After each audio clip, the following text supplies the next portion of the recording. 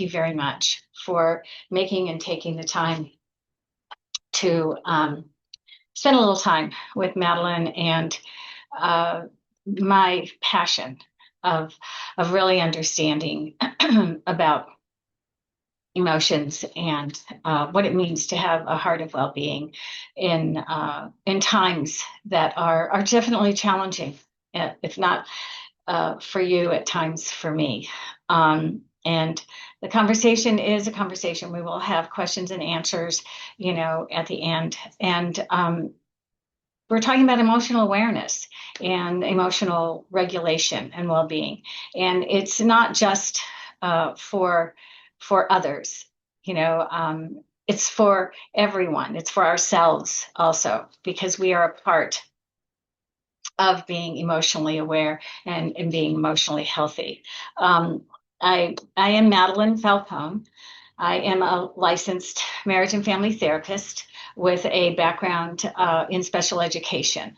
I am the founder and the director of Falcone Institute, and this is a timely topic. It's been a topic that I've been involved with for many years now, because even as a special ed teacher back in the 80s, it was important that we understood emotional well-being, emotional intellect, emotional understanding, because that is primary for us all.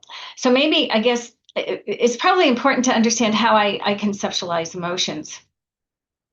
And what I believe emotions to be is that it's an energy. It's an energy that occurs all the time with us, consciously or unconsciously. And they're in our mind, they're in our body, they're in our hearts, our spirits. And it is a vibration. We vibrate. It's a frequency. And it is something that we can't destroy it. We can't say that it's going to just go away, because they don't. They have to be transmuted. They have to be, transformed into another emotional state or frequency. So that allows us to eventually gain wisdom and understanding about ourselves and then about others. So, in all emotions, again, whether they're conscious or unconscious, they're held in our bodies. We live, breathe our emotions. They're in the cells, our cellular structure, and which is exactly the reason why so many of the methods I'm going to speak about are body-related methods that can be done and executed without a lot of notice. And yet they are effective, because they do interrupt our emotional states that are of what I would call lower frequency. We will talk more about that later. So when I'm talking about an energy, I want to show you something. I love this little stick. I use this with clients, adults. Everyone gets fascinated by it. I got to figure out where it is on the screen. And the reason why we get so fascinated about it is because it's like an anomaly. What are we doing? And we put our hand here, and it goes, oh my God, it lights up and it makes sound. And what's causing that? We know that there is a battery inside it, but what's causing that? And the bottom line is it's our electrical field. And our emotions are part of our electrical field. And so it's like, oh my gosh, this is absolutely indicating that concretizing, okay, that which is frequently so elusive to all of us. And it's that elusivity that says that we frequently bypass and don't pay attention to the occurrence of it actually happening. So I'm going to do another little thing, okay? I use this also. I really don't even know what this thing is called, but I use it all the time. All right. And what I do with individuals is that it's like even adults, because breathing regulation, which is really important for emotional regulation, more about that later, is you're opening, you're inhaling, and then you're exhaling. You're inhaling, and you're exhaling. Now do that with me, and just begin to notice for yourself the difference. Little difference makes a big difference inside yourself. So just inhale. And you're going to exhale. You're going to inhale. And you're going to exhale. Now, take a moment while you're inhaling and you're exhaling to focus on your heart space. And the heart space is like right here, okay? as if you didn't know that. So take a moment and you're going to inhale, focusing on your heart space. You're going to pause and you're going to exhale. You're going to inhale again. You're going to pause and you're going to exhale. Now take a moment to just notice. Notice yourself. It's not right or wrong, good or bad, just noticing. It's very simple to do. Even if the person in front of you doesn't want to do it, it's really good for you to do. And we'll talk more about that also. Okay. Now, just briefly, at Falcone Institute, I have a perception. So as I'm communicating with you, I'm keeping in mind 7 areas where the whole area of, emotional awareness and emotional regulation relate to. Yes, emotional intelligence is what we're going to talk about today, but it also filters down into mind-body integration. It does filter into our language, and we will talk about that. It does filter into our critical thinking, our ability to discern and stay in our heart when we're discerning.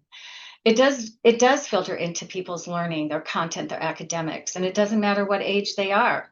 We're always learning something new, hopefully. It does fall into the issue of athleticism, and I'm not talking about high, competitive athletes. It does filter into there, but it filters into the area of just getting up and doing movement and being involved in setting a goal of wanting to run a 5K or to accomplish, a walk or a hike or whatever you're looking at, swimming. It doesn't matter, but it does filter into that. The emotional intelligence is part of all that.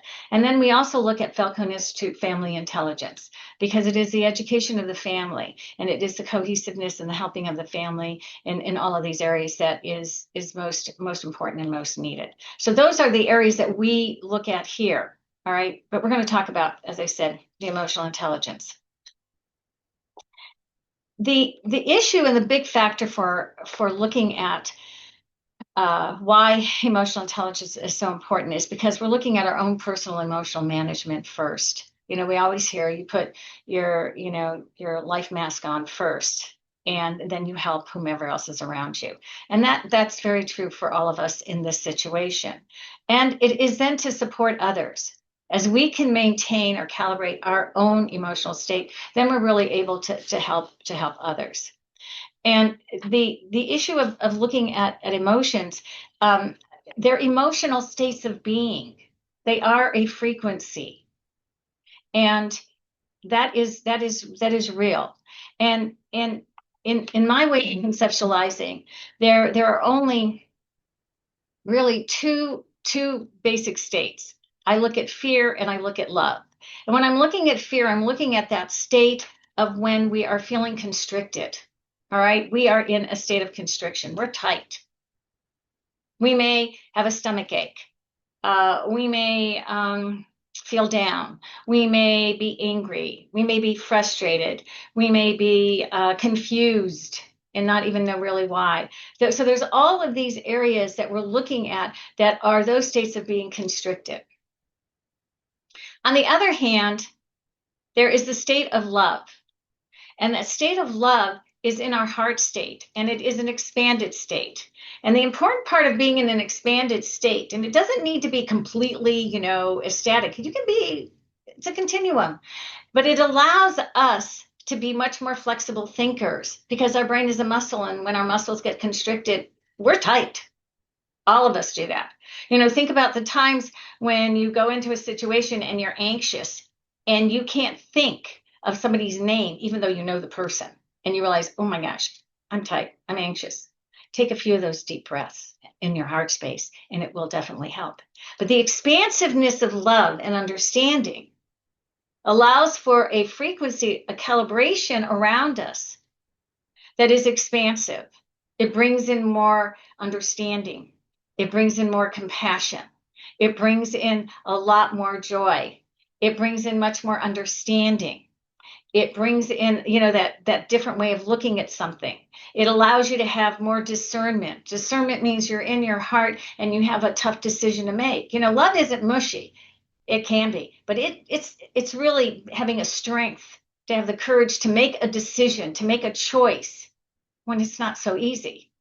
When you're in a state of fear, you're going to go into judgment. Who is right? Who's wrong? This is bad. This is good. This is that. You get into a state of judgment and you get constricted. When you're in a state of love, it doesn't mean that you're saying everything is perfect. It allows you the creativity and the openness to know how to move around it. Use your great mind to be able to, in your heart, to work together, to be able to figure out changes. Okay, those are all energetic frequencies. That's what this is about. All right, and in the issue of energetic frequencies, we're looking at how do you have that factor called emotional awareness. Where does emotional awareness come in? Because if you don't have emotional awareness, then it's really challenging to move into developing your emotional intelligence. So how do you have awareness? Well, that awareness comes in noticing at times your body. All right. Regardless of our age, our body is going to be communicating with us about how it feels. What is it doing? And we have to just notice it. Where is that discomfort? Is my eye twitching? Am I just feeling hesitant in this situation, uncertain? What is happening? Okay. And that develops that emotional intelligence. All right. For you to begin to notice and you to understand personally what is going on and what is happening. And how do you, eventually we're going to talk about personal management, but how do you use your emotions, okay, to help, or they put you in a state of fear and then things become more problematic.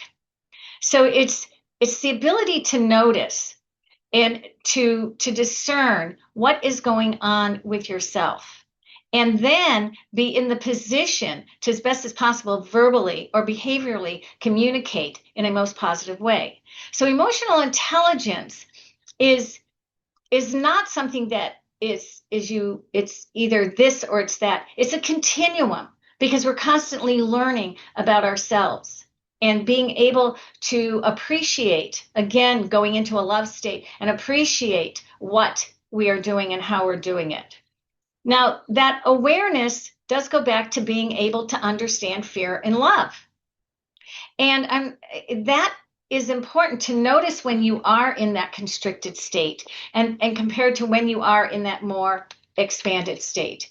And that allows you to, when you have that awareness, to then go into a state of being able to regulate. All right. Emotional regulation is something we all have to do all of the time. As long as we're alive, we're going to be dealing with emotional regulation. There's no way we can get around it. Okay. So how do we recognize our own feelings? We all have our patterns. Sometimes you might have a discussion, somebody might not have the discussion, and they're a person that goes in and they locks the door and they don't want to talk to you.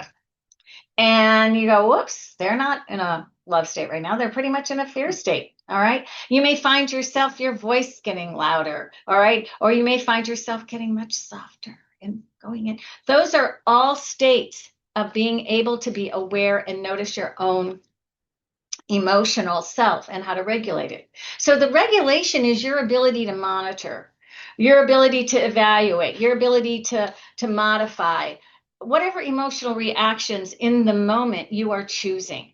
All right. And those behaviors are a response to whatever is going on around you, or how you're perceiving what is going on around you.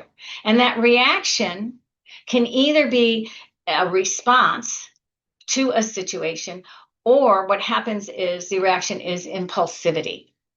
All right. The body holds our emotions, and that aspect is true for everyone. So when you see that 2-year-old who is having a really, really big emotion, it's in his or her body. All right. By the same token, when a mother or father or a relative or a teacher or whomever is having their own big emotion, it's in their body, and they have to take and deal with that. Now, the difference is here, when the example is when you've got that 2-year-old, that 3-year-old, that child, or that adolescent that's in front of you, the first thing you have to do is really gain the ability to regulate yourself and not be reactive. Most of us, I mean, we're human, at least I have over the years been reactive. We end up going, okay, here's our reaction. And we end up inadvertently, unintentionally,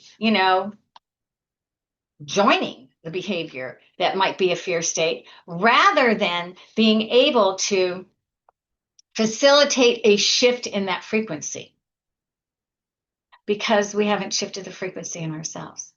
And when I'm talking about shifting the frequency here, please, I'm not talking about 100%. I don't care if you do it just 1%, 5%. I have to figure out where my hand goes here. All I'm trying to say to you is that a little bit goes a long way. And we're going to be talking about in a little bit some methods, and we'll really practice those methods. All right. But I'm talking about being able to establish a state, a frequency of co-regulation, whereby the adult in the experience is in a position because they have recognized their own feelings that they're in a state to be able to modify their reactivity that allows them to go into a state of love, a state of awareness, a state of appreciation, a state of understanding, so that then they can facilitate the movement from a fear state in the person they're with to a more loving state, a communication state. And we've all, I'm saying we all, but I mean, most of us out here have experienced this at one time or another in our life. All right. And that the important thing here is to realize that none of us during these experiences or these situations, we cannot suppress our own feelings. We still have to acknowledge them. And we may have to say, okay, right now, I'm not going to react. Right now, I may need to just calm myself down enough so that I can respond to in a way that facilitates co-regulation with the individual in front of me. It doesn't help when the child is screaming and the parent then starts going ballistic also. Now, we've all been in those situations. I'm not saying this to be guilty or to feel bad. I'm just saying the reality is we are all human and we get caught in these situations. And how do we facilitate changes in ourselves first so that we're able then to facilitate the changes in the person we're in front of? And it doesn't matter if you're a teacher. It doesn't matter if you're a parent, a professional, and it doesn't matter the age. That's not the issue. The issue is the awareness of your own self and developing that awareness in your body, in your somatic, in your interoceptive self, and managing it, and then being able to facilitate that co-regulation in the other individual. So you support yourself first, and then you're supporting the other. Now, we do this to facilitate emotional awareness and emotional development in frequently most of all our children. I work with, a lot of children, and I work with parents. And this isn't an overnight sensation. You have to look at increments of change. And it's not smooth. It doesn't just go, oh, that's wonderful. It just works. It's constantly in a state of flux. And it's in a constant state of movement. And that's how the awareness is developed. And so I want to speak a little bit more about this state of co-regulation and some of the factors that really facilitate co-regulation. Because that's what we strive for. The parent that is in a rush and is going to be late to work, and the 2-year-old decides, I am not going to get in my car seat, and that's practical. Or the individual, the student who isn't compliant and is refusing to do work or is disrupting the classroom consistently, or the individual who is making really unhealthy decisions and so forth. How do we deal with that and still maintain our own self? One of the ways to do that is that you go into your heart space. We know that when you're looking at a state of love, a state of understanding, compassion, a state of discernment, it comes from the heart. Our heart electromagnetic field going back to this. When you're looking at this, think of your heart, because your heart's electromagnetic field is greater than any other electromagnetic field in the body, the brain included, and all of your other organs. They all have electromagnetic fields. And the interesting factor is the brain's electromagnetic field can fit inside the heart's electromagnetic field. And frequently the information, if we're looking at movement, and you can look this up, there are places where they've done that. The Institute of Heart Math has done so much research over the last 30, 40 years. There's many people out there that will verify what I'm saying. But the heart brings more information to the brain than the brain ever does to the heart. And when we are in our heart space, we are accessing, because we're in an expanded state of love, you have to bring love into it. And if you got, we'll talk about this a little later, but bring that love into it and that compassion, that understanding, so you can make the best possible decision in that moment for yourself and for the other person. And so that is very, very important, so that your heart is focused. And we did at the beginning a little bit of heart focused breathing, which brought us into our somatic, brought us into our body. And actually doing that breathing aligned our brain, our heart, and our gut. Our gut is really important also. But that alignment allows for, even in the moment when things may appear and feel very chaotic, to be much more in a state of what we're calling coherence. Just in that state of coherence, that state of alignment. And it may not be perfect. And that's okay. The issue is you're moving towards it, and you're bringing that frequency forward, so that that child who may be having that tantrum, may be having that, and is in a very incoherent state, is not having that situation exacerbated by the fact that you are in an incoherent state. It's like understanding that taking care of yourself in that moment is okay and is primary, and it is necessary, no matter who you are, no matter what's occurring around you. Because the important thing to realize for each of us, I go back to it, the tools for regulation start within our body. We may use something out there to regulate, but it's got to go into our body, and we have to keep it, importantly, into our heart space and give ourselves appreciation and understanding. So we're moving along here, and what I'd like to also communicate about, when we're talking about body awareness, I think maybe this is important, is awareness that what happens to us is we get a clenched jaw. How many people have TMJ? Whoa, all right. We have a stomach ache. We begin to become very closed or narrow in our vision, in our communication, in our attitude, or it becomes very, very negative. Or a lot of people get buzzing in their ears. You'll hear people talk about ringing in their ears, and it's not necessarily tinnitus, okay? You get a headache, that happens.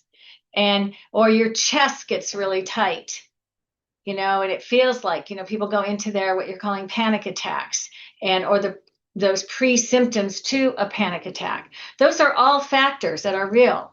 Or they start breathing up here. And you're looking, and you see that happens. You see that happens with children.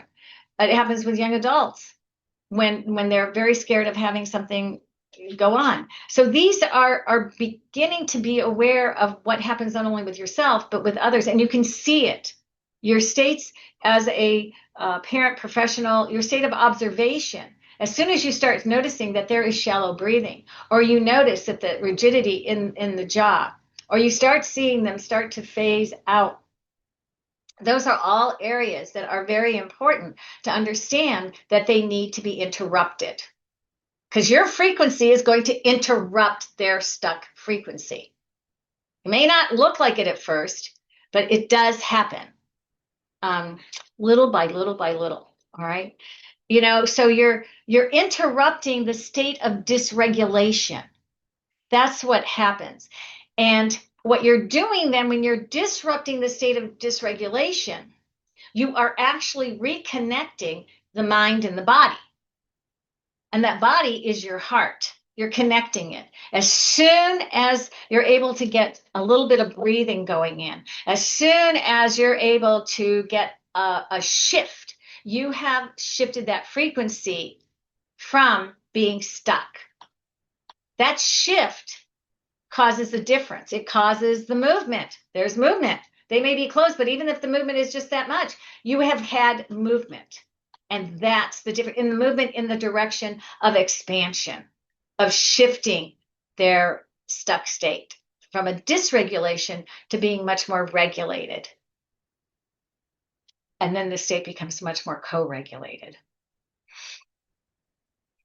And much of this fosters, because there's language that goes with it, fosters what you call internal locus of control. That the individual then becomes empowered. So it's not that, and one thing that's important here is that these methods aren't just for somebody to do to somebody else. This is for them to learn, and they can. I mean, I've seen second graders, even first graders. They have done it with first graders that learn these methods because they're simple. Even 2-year-olds. I mean, to be honest, I've seen a 2-year-old, who's wailing away, and I'll explain, tap on your thymus. We're going to we're all going to do it together. We're all going to, you still can cry, but let's tap on your thigh. There's a shift. Okay. So I'm making sure I'm going over everything. That's the reason I'm looking down here and making sure we're piecing it all together here. Vibration, we've got, okay, so we're going to talk a little bit here about what are those tools. I mentioned there are some practical tools, and they are practical. And, they may look a little silly. I mean, I've had many individuals look at me and go, this is ridiculous. I don't care if it's ridiculous. It works. All right. So one of the things that really is a beginning, and we talked about heart focused. Okay, you can put your hand on your heart. In the middle of whatever's going, you can put your hand on your heart.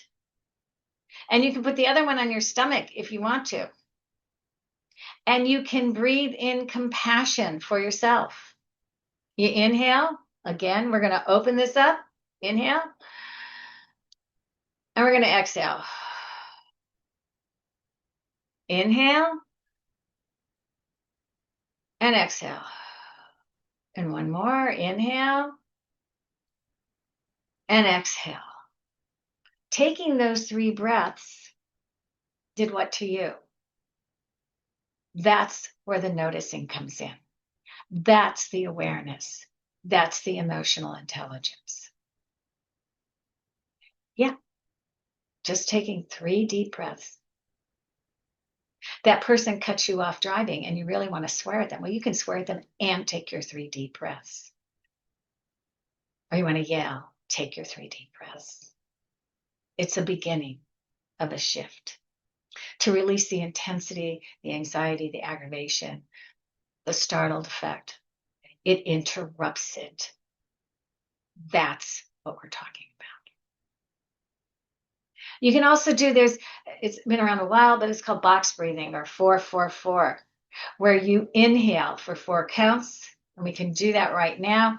It doesn't take long. You inhale for 4 counts. So we're going to do it. All right. You have the breath out. Inhale.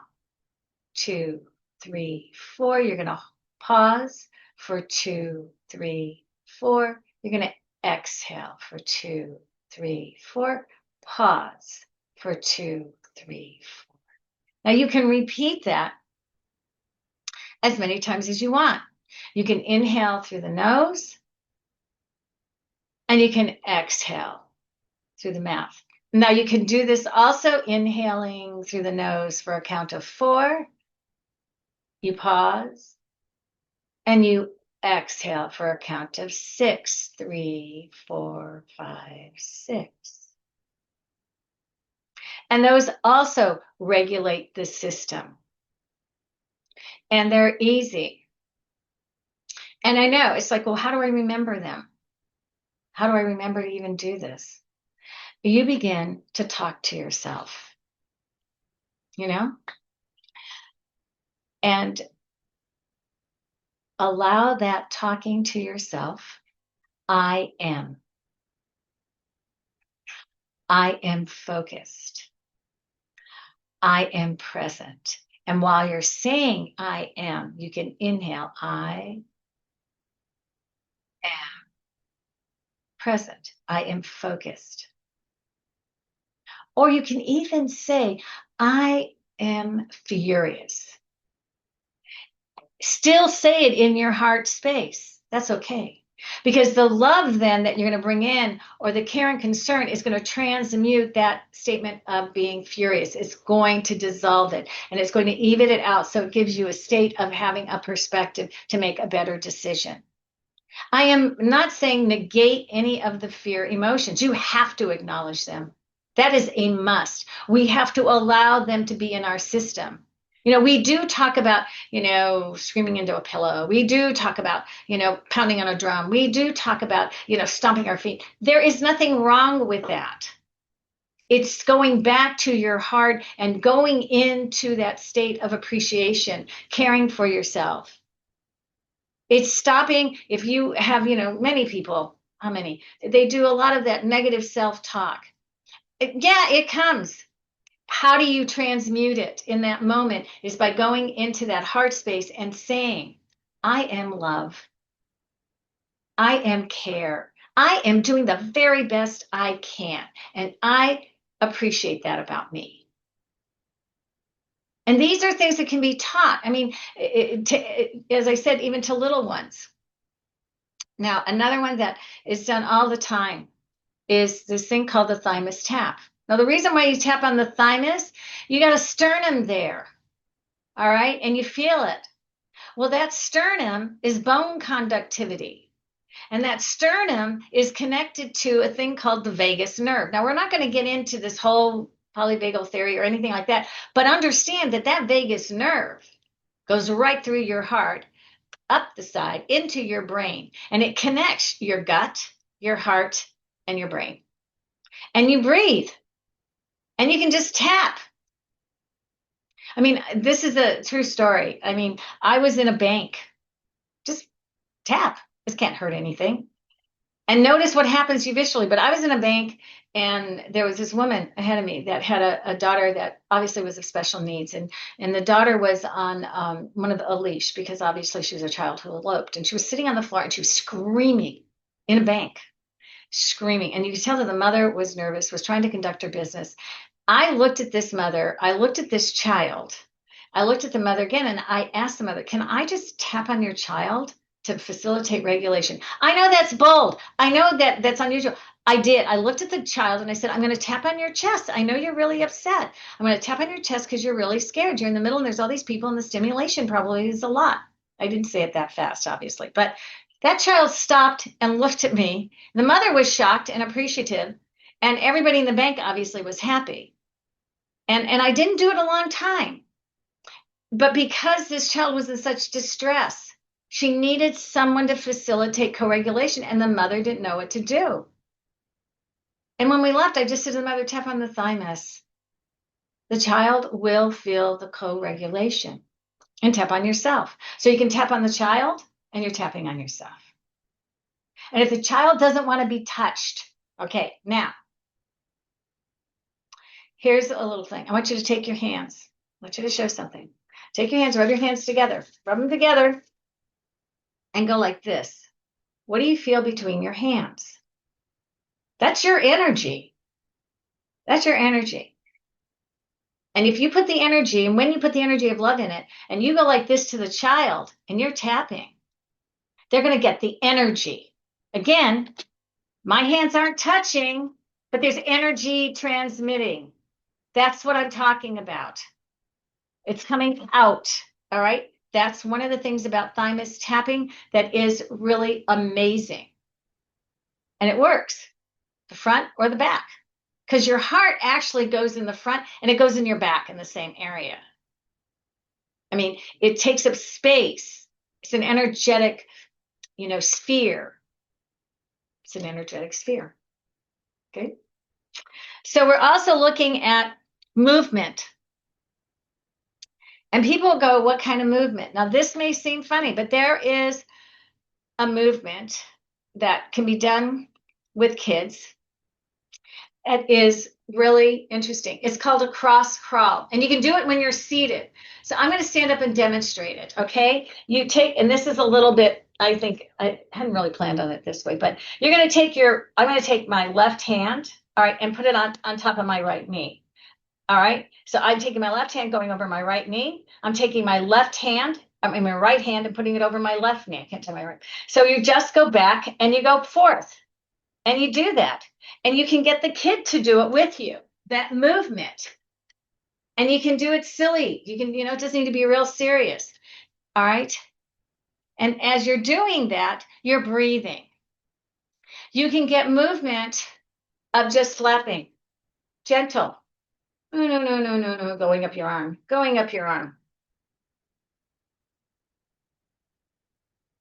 And we begin to think, I know they're liable to get silly or whatever, but it shifts the energetic field within yourself and your focus begins to shift.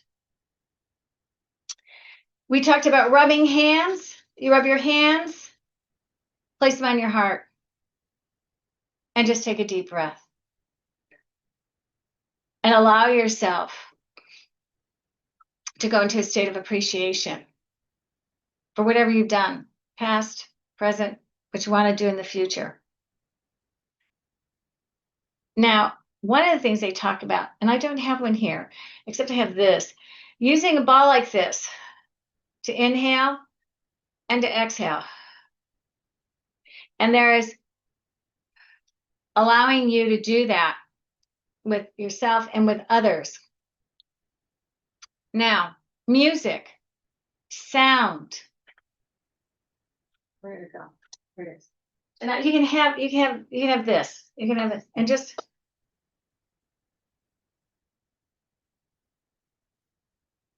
and breathing. They all respond to this. It's amazing. And some will go, oh, I don't like it. But you know what? It shifts their energy to the point where they're able then to go back and be better regulated inside of themselves. There is also great music, certain frequencies that are very, very relaxing, and they can be played. You can just use your iPhone, and they work very well. And if anybody's interested, just email, and I'm more than willing to share these that we use. We do use aromatherapy. One of the things that is absolutely amazing, and it is so safe for everyone. Rosewater and glycerin, it is rose spray. There isn't anyone that I have found that doesn't like the rose spray. They come in and people will ask for it, even the adults, because what you're doing is obviously olfactory is one of the oldest sensorial systems that we have. All right. Brings us back to babies. And you bring that in and you inhale and you ask them to go to their heart space and to just calm down or relax. The other aspect that is not frequently mentioned, but is really, really helpful, is humming. Humming, people used to do that a lot more. But I mean, whatever you want to hum, you use that as a means of shifting the frequency. Because the humming is going to be in a more of a love state than a state of fear. It's a higher vibration, and it allows then also that resonance in yourself to stay calmer in the midst of whatever is going on in front of you or within you. The other thing I thought of, and this is just an example. When we were in COVID, we had a shield. All right. Now, what this means is I'm not saying you put up a shield, all right, but you may, all right. But what you're doing is you're realizing that that person in front of you is owning their own feeling, and it's not necessarily being done because of something that you are or how you are and so forth. It's going on something inside themselves. So rather, and this goes back to being able to regulate yourself first and then facilitate co-regulation in them. But if you can imagine you have a screen in front of you and you're doing an observation of the state of fear they're in, or the degree of fear they're in, or the sounds that they might be making in relation to that fear, it allows you to be in a better position to then manage your own heartfelt self before you jump into facilitate co-regulation, because you have to be in a state that you know that you're observing it and you're being aware of it, and then you can say, okay, I'm capable of facilitating and supporting this change for the individual. And so these are just a number of strategies. I mean, they all vary, and they're all practical, and they deal with the body, because again, that's where the emotional states are in the body, and that's just how it is for all of us. And when we're talking about the heart of well-being, it is the heart. It is our heart that we must go to, not in a way of fear or anxiety or confusion, but in a state of love and understanding that we are doing the very best we can, and that the emotions that we have that are in a state of fear need to be acknowledged, they need to be accepted, and they then need to be transmuted into love and understanding, into wisdom, so we can take the action that is of the best result or the highest good in that particular situation. So I thank you all very much for taking this time out of your busy schedule to view this little chat, and well-being, and heartfelt to you also. Do you have any questions that I may be able to answer? Received a question in the chat. Okay, I have a question in the chat. I'm going to read it out loud and you can answer. Should I open it? Oh, I can read it. Okay. Kristen's going to read it to me. There's a person over here. I'm not just totally talking to myself, though it may look like it. I mean, I do that sometimes. Okay, go ahead. One of our attendees would like to know, what regulation strategy would you advise teaching children first if they are especially resistant to calming down? Okay. That is a really good question, and it's really practical. The part of the issue is you're talking about our body, our somatic self does get addicted to states. We are patterned individuals. And for many children, and we've seen this over and over again in the office, they are really afraid of being relaxed because it makes them feel like they then don't have any control, which is really, we know, the opposite. So one of the things that really helps, that starts off, is using, there is a technique, because you want to get a space that people have spoken about, that is it's a little unusual, but it works, all right, because you want to get a space. You want some space in this energy, because this child is screaming and yelling. You want to get a space to get something different in there, all right? Again, it's a frequency. So what they do sometimes is they may do something, call out a name that has nothing to do with the child. Lucille, I need your help right now. Now, there may never be a Lucille in the family. I know it sounds bizarre, but oh my gosh, it's the kid is liable to stop. In that stopping, you may want to use some rose spray. You may want to use that part of starting to just not even tap and saying, you're okay, you're safe. When you are calm, you are safe. Being calm is okay. So you're beginning in its successive approximation. Don't expect to go from this feeling really, really high up here. I don't know what direction I mean. Up here and expect it to drop immediately. But you're looking for successive approximation, because big emotions feel very safe to these children. They feel in control. They that's just it's a, it's the body does what the body knows, and their body knows how to have a big emotion, and they are feeling like you're wanting to take it away. What you're doing is you're giving a space, and you're giving them something else. Or you may also, one of the things that we do is, we use certain kinds of music. There is a woman by the name, she's on Spotify. Her name is Milan. I think it's Meilan, and it's 2 words. Put in your email and Kristen will send it to you. The frequency of that music, it is really wise sometimes to just play the music in the background over and over and over again, so that the child begins to feel comfortable in an environment that is less intense.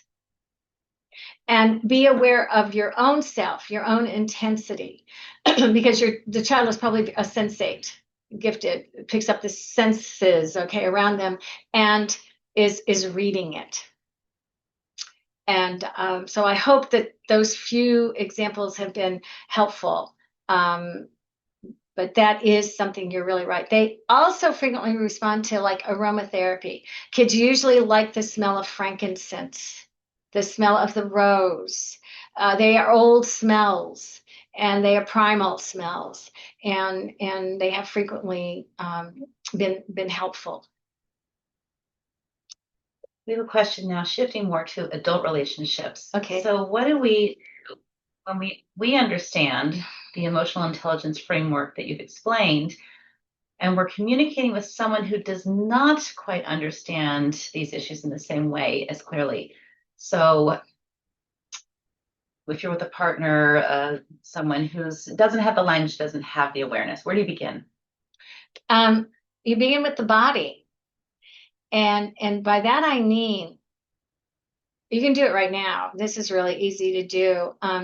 As long as the person wants to learn and the person is willing, you can just recall a fearful situation. Recall something that is fearful. And actually recall it, okay? Notice what your body does. And the body most likely has become more constricted. It does it automatically for all of us. Now, let's go back and go to something that brings you joy or something that brings you pleasure.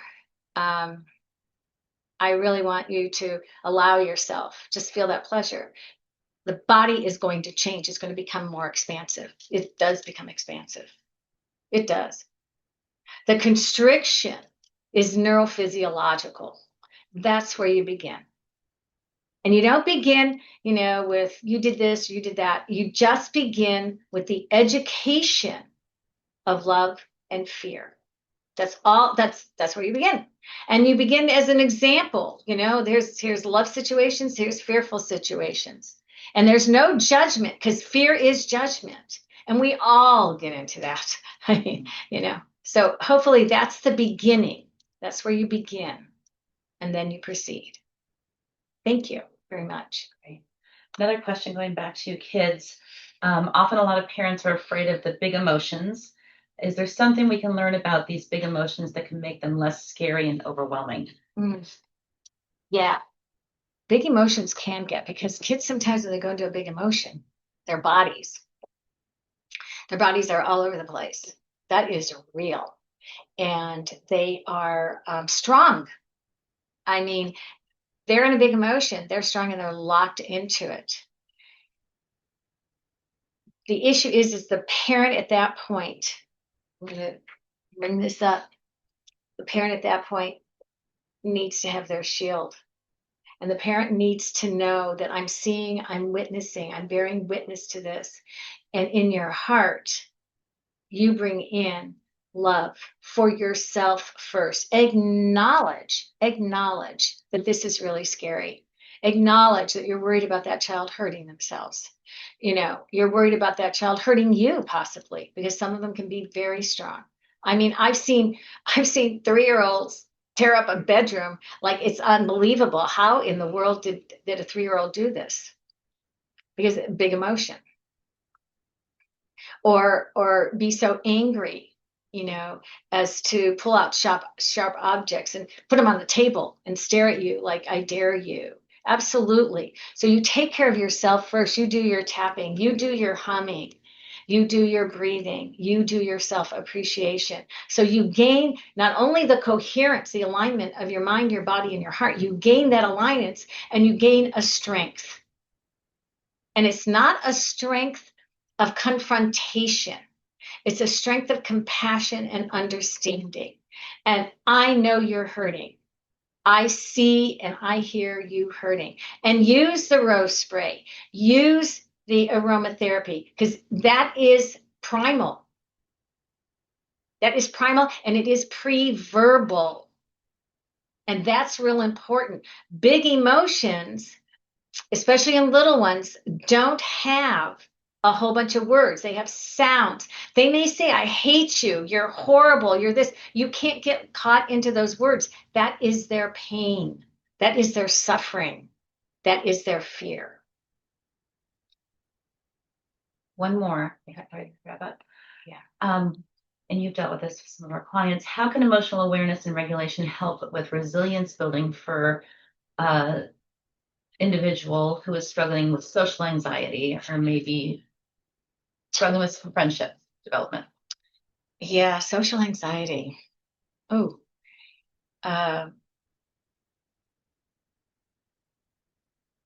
the first step, when maybe not the first, but an important step when you're dealing with social anxiety, is really understanding the person's creation of perception. Because frequently in social anxiety, the person has a perception of themselves, of being less than, of being so different. And they have a perception of what people are saying to them. Now, sometimes, social anxiety is due to bullying. And that is real. That language is real. It's not, a misperception. Okay. But the important part here is to make sure that there's a discernment, that they can tell the difference between what they're imagining and what is really happening. And then, where is it located in their body? Because they have to be able to, is it their stomach? Do their eyes get watery? Does their jaw get tight? Does their heart start pounding? Where and how does it happen in their body? And then with some social anxiety situations, there's a thing called exposure therapy, and it's a successive approximation. You have to prepare the individual to be able to be exposed and to understand and to breathe them through, to talk them through. You cognitive, you do use dialectical, you get them into their body to be able to manage that sensation that happens with the anxiety. So it's not just in their mind, it's in their body also. And that is challenging. I mean, that is really challenging. And it becomes uh, the issue that happens frequently for parents is that they go into a state of overcare. And it's so hard not to overcare, overprotection, and it exacerbates in the situation. It's how also for parents and teachers and loved ones to keep their own self in a state of, as I say, coherence and balance, so that there is a space for the individual to learn how to heal and how to master and how to develop, lean into their courage to be able to uh, overcome the situation. But it is a big issue. I